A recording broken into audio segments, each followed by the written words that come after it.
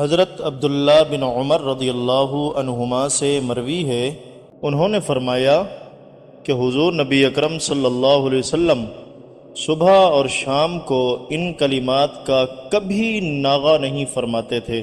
اللہم انی اسألک العافیت فی الدنیا والآخرہ، اللهم إني أسألك العفو والعافية في ديني ودنياي وأهلي ومالي، اللهم استر عوراتي وآمن روعاتي، اللهم احفظني من بين يدي ومن خلفي وعن يميني وعن شمالي ومن فوقي، وأعوذ بعظمتك أن نغتال من تحتي۔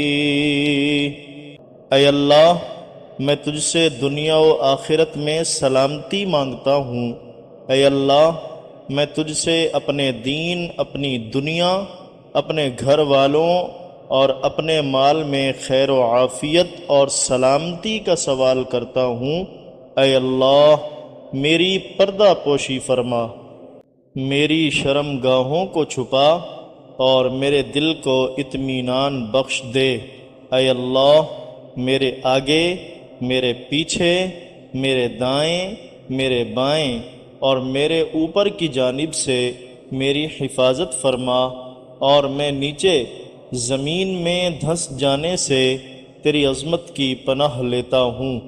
اس دعا کو پڑھنے کا طریقہ یہ ہے کہ عشاء کی نماز سے فراغت کے بعد 11 مرتبہ 21 دن تک پڑھنا ہے۔ انشاءاللہ تعالی آپ کی حفاظت بھی ہوگی اور آپ کی بخشش بھی ہو جائے گی۔